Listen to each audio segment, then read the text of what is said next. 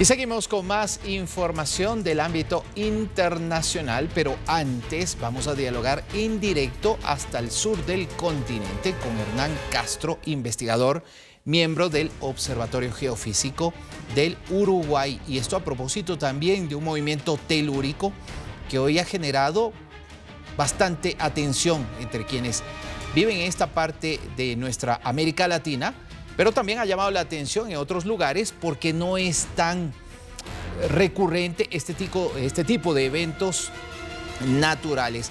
Muchísimas gracias, señor Castro. Un gusto saludarle en esta tarde. Bueno, cuéntenos un poquito algunos detalles de lo que ha sido este movimiento telúrico. Sea usted bienvenido. Bueno, muchas gracias por la invitación, primero que nada. Sí, tuvimos un evento que en principio fue catalogado directamente por Google en 4, con una magnitud. Después nosotros reprocesando los datos y viendo un poco todas las formas de onda, pudimos concluir que la magnitud final fue de 5,2 en una magnitud local. Fue bastante cerca de un área bien poblada, que es la ciudad de la costa, así como también cerca de Montevideo, que es donde se encuentra más de la mitad de la población del país, por lo cual se sintió por mucha gente, por lo cual nos llegaron muchas, bueno, ¿qué pasó? ¿Qué es todo esto? Y claro, sumado a que no somos un país con mucha tradición en esta parte de sísmica, la verdad que generó un poco de intensidad. Sí, claro, cómo no. Seguramente más de uno no solamente se asustó, sino que se preocupó. Y yo lo decía al inicio, no es común cuando hablamos de sismos referirnos a Uruguay, porque si nos remontamos a lo que regularmente vemos a través de las noticias y nos enteramos también a través de instituciones que están localizadas principalmente en la franja del Pacífico, es allí en esa zona de Sudamérica y por qué no decirlo del resto del continente también, donde se produce la principal cantidad de movimientos telúricos. Inicialmente, ¿se podría establecer cuáles pudieron haber sido las causas de este sismo? Las causas en realidad son tectónicas en realidad y es en general la compresión a la que está sujeta la placa y la tensión que se genera en la parte intraplaca. Eh, claro, en realidad, si bien no es muy común, también nosotros somos el último país de Latinoamérica en tener un sismómetro, el cual se puso en el año 2013, por lo cual nuestra red es muy incipiente en realidad. Y contar con un registro anterior instrumental no era posible porque no teníamos estaciones.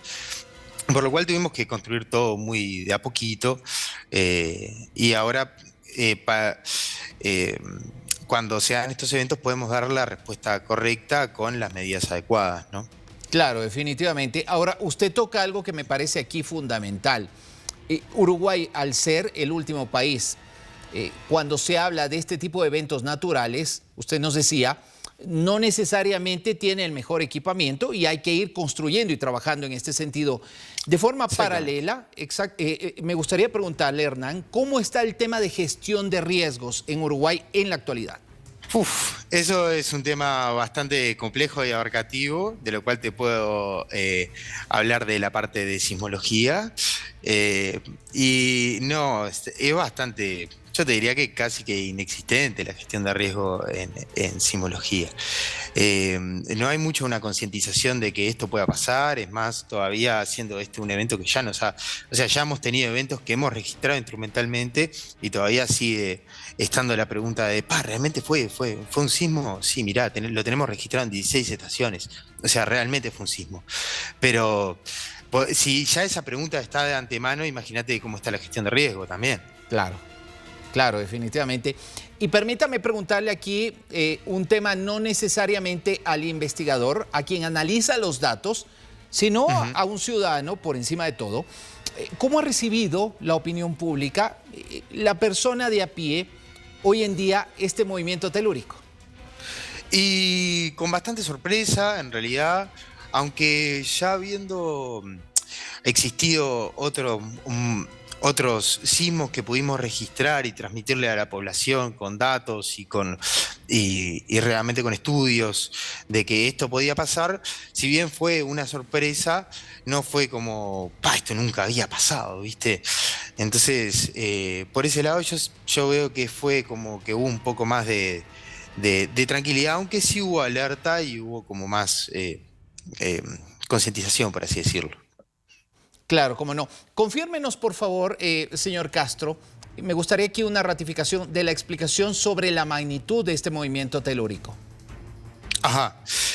Sí, la magnitud en principio fue dada por Google, mismo antes de, o Ajá. sea, cuando me levanté con el celular con esa noticia.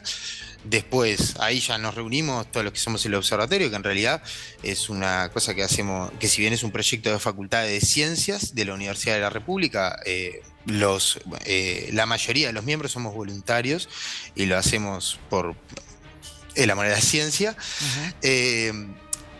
Eh, con lo cual después lo recalculamos por varias formas, lo mandamos también a un colega que está haciendo su maestría en la Universidad de Sao Paulo, que también nos dio su punto de vista sobre la magnitud y al final podemos concluir que con sus datos, con los nuestros, con los diferentes cálculos que realizamos, pudimos concluir que la magnitud era de 5,2, Ok, lo cual fue mucho más que 4,0 como inicialmente lo puso Google. exactamente. Y esta pregunta va relacionada también a lo que le quisiera preguntar en este momento, señor Ujú. Castro.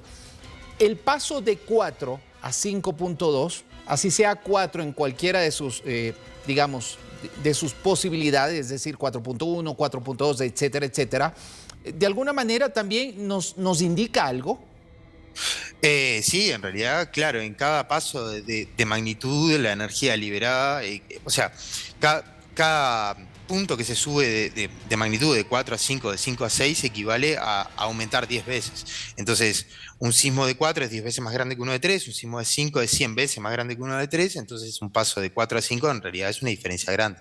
Claro. El primer dato fue dado a través de los acelerómetros que tenemos en nuestros celulares, que son acelerómetros MEM, chiquititos, y la interpolación de varios datos que está, o sea, constatando con varios celulares, se ve que se sacó ese dato inicial preliminar con una respuesta rapidísima, pero quizá no tan exacto, con el que después con la instrumentación específica y el procesamiento adecuado pudimos dar un dato más certero. Claro, cómo no. Permítame también preguntarle, señor Castro, acerca de la formación hoy en día de profesionales especializados en geología, porque ustedes Ujú. como Observatorio Geofísico del Uruguay forman parte de una facultad, la Facultad de Ciencias, ¿verdad? Si Sí. usted me permite entrar un poquito en eso. Hoy en día, ¿cuántos jóvenes se interesan por el estudio de esta rama de la ciencia? Como geología en sí, realmente somos pocos. Hasta hace poco tiempo la cifra que tenía en la mente era que éramos unos 130 recibidos en la historia, capaz que ahora ya somos más. Este, pero sí, yo en las últimas clases de la licenciatura éramos 5 alumnos en la clase. Ujú. Y específicamente yo, por ciertas casualidades de la vida y que me gustó y que me interesó, me terminé metiendo por la parte de sismología, pero ahí imagínate que si somos esa cantidad de geólogos, después somos menos. En sismología, es más, somos muy pocos. Claro, cómo no. Y otra pregunta. Yo veo que usted es un profesional especializado en este tema bastante joven. ¿Hay profesionales con formación similar a la suya de mayor edad? Es decir, ¿hasta qué punto la experiencia de Uruguay hoy en día en este ámbito de la ciencia, la geología, permite poder contar con profesionales de más edad, con más experiencia sobre esta materia? Perdón, se colgó un segundo la transmisión, pero si me podrías repetir la pregunta Sí, cómo rápidamente. no. Principalmente, ¿cómo está Uruguay hoy en día en cuanto tiene que ver a profesionales con experiencia? Le digo esto porque usted, si bien es cierto, es un investigador, se dedica al cotejamiento de datos, veo que es un profesional joven todavía. Entonces, Ujú. las generaciones anteriores a usted, ¿hay muchos, hay pocos? Somos pocos en general, Claro. sí. Este, específicamente en sismología, en realidad somos de los primeros, en realidad, junto con un compañero que empezamos a especializar, sin contar, obviamente, a Leda Sánchez, que es la directora del observatorio, que es la que lleva todo esto adelante, junto también con los otros compañeros como Enrique, Judith, eh, Damián, Anaí, Agustín y... Ay, me está faltando algún nombre. Claro. Ok, y bueno, la última pregunta que también está vinculada a lo que me acaba de mencionar, a la historia reciente del Uruguay en cuanto tiene que ver a movimientos telúricos. ¿Qué nos podría decir si nos remontamos a años atrás? ¿Cuán frecuentes han sido en la historia reciente los sismos en su país? Mirá, hasta conseguimos un registro de Álvaro Núñez Cabeza de Vaca, en el cual explicitaba que hubo movimientos mucho antes de que hubiera hasta gente realmente viviendo permanentemente en Uruguay.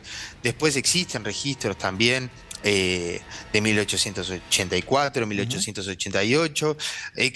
Después existe una serie de registros históricos hacia adelante que fueron compilados por la doctora Sánchez, junto también a otros profesionales.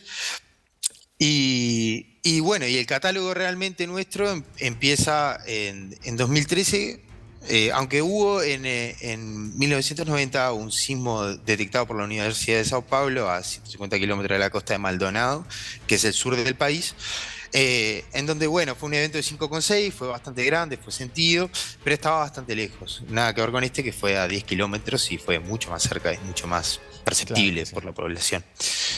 Así que bastante incipiente, pero hemos intentado recopilar lo más posible la historia reciente de la sismología en Uruguay. Eso lo tenemos colgado en nuestra página del observatorio. Hernán, muchísimas gracias por contarnos sobre lo que ha sucedido en su país, pero también por ilustrarnos y también relatarnos un poco de la historia en cuanto tiene que ver a movimientos telúricos en el Uruguay. Muchísimas gracias. Muchas gracias a ti, nos estamos viendo. Gracias, feliz noche.